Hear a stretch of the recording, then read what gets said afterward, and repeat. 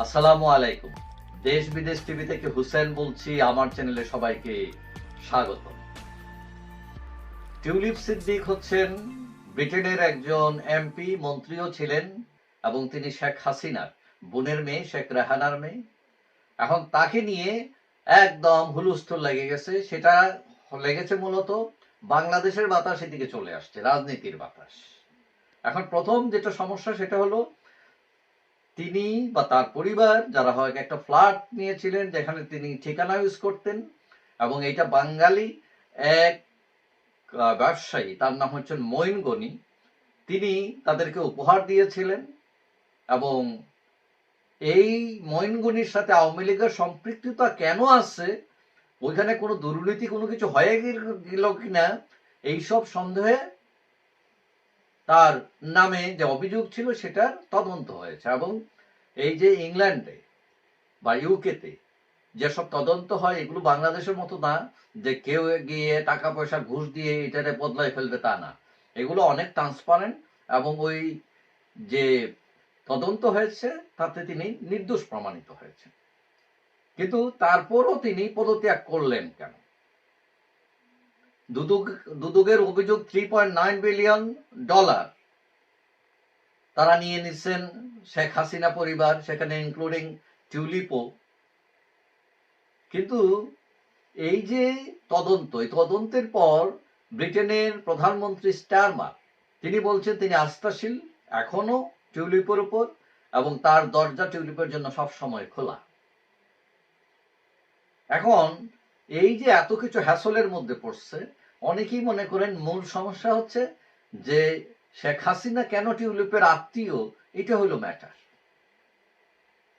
এখন আমাদের ইউনূস সাহেব তিনি অনেক আন্তর্জাতিক খ্যাতিমান। তো এখন তিনি কি বলছেন? তিনি বলছেন যে টিউলিপকে ক্ষমা চাইতে হবে। তো কেন ক্ষমা চাইতে হবে? অথচ এই ইউনূস সাহেবই কিছুদিন আগে বলছিলেন যে আসামির অপরাধ প্রমাণ না হওয়া পর্যন্ত তিনি নির্দোষ।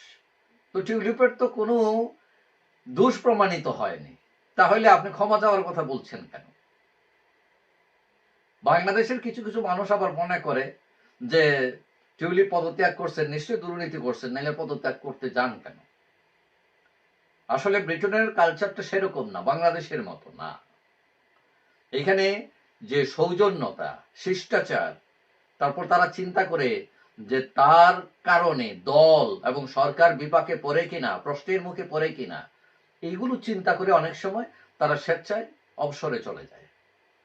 এটা শুধু টিউলিপের ক্ষেত্রে নয়, অতীতে অনেক, শুধু ব্রিটেনে নয়, ইউরোপের রাজনীতি হচ্ছে এরকম যে তার নামে প্রশ্ন উত্থাপিত হয়েছে, অভিযোগ উত্থাপিত হয়েছে, তারা স্বেচ্ছায় সরে যায় এবং তদন্তকে ফেয়ার রাখতে চেষ্টা করে, এবং টিউলিপ তো সেটাই করেছেন। এখন তিনি জানেন যে তার বিরুদ্ধে তার পরিবার শেখ হাসিনার পরিবারের বিরুদ্ধে চারদিক থেকে চাপ তৈরি হচ্ছে, এবং এটার প্রধান যিনি কুশলী তিনি হচ্ছেন ডক্টর ইউনূস। এখন টিউলিপ তিনি এখনো এমপি, দুর্নীতির অভিযোগ এখনো প্রমাণিত হয়নি, এবং প্রমাণিত না হয়েও তিনি যে মন্ত্রিত্ব ছেড়ে দিলেন, এত সব বিড়ম্বনার পিছনে তারা ভাবছে না, আওয়ামী লীগ ভাবছে যে ইউনূস সরকার হচ্ছে দায়ী। তবে আওয়ামী লীগ সূত্র বলছে যে ডক্টর ইউনূসকে বিনা চ্যালেঞ্জে ছেড়ে দেওয়া হবে না। এখন কে ছেড়ে দিবে না, কে চ্যালেঞ্জ করবে? টিউলিপ এখনো কিন্তু এমপি। একজন এমপি বা মন্ত্রী কতটুকু সক্ষমতা রাখেন ব্রিটেনের, এটা হয়তো অনেকেই জানেন না বা অনুমান করতে পারেন না। এখন ইউনূস সাহেবের একটা দাপট আছে, তো সবাই জানি, কিন্তু টিউলিপের তার ক্ষমতাও একদম কম তা না। কিন্তু তারপর তিনি চুপ আছেন কেন? চুপ থাকা হচ্ছে এটা স্থায়ী নয়, কারণ যেহেতু তার বিরুদ্ধে তদন্ত এখনো চলমান, সুতরাং এটা শেষ না হওয়া পর্যন্ত তিনি বসে থাকবেন। এবং আওয়ামী লীগ সূত্রে এটা জানা গেছে যে তদন্ত শেষ হওয়ার পর যখন তিনি প্রমাণিত হবেন তিনি কোনো দোষ করেননি, তখন হয়তো তিনি আবার মন্ত্রী পদে ফিরতে পারেন এবং তখনই হবে আসল লড়াই। ডক্টর ইউনূস খ্যাতিমান আর একজন ব্রিটিশ এমপি মন্ত্রী, রাস্তার হামদু মিয়া না কিন্তু সে, এটাও সবার জানা উচিত। এবং তখন লড়াই হবে সমানে সমানে।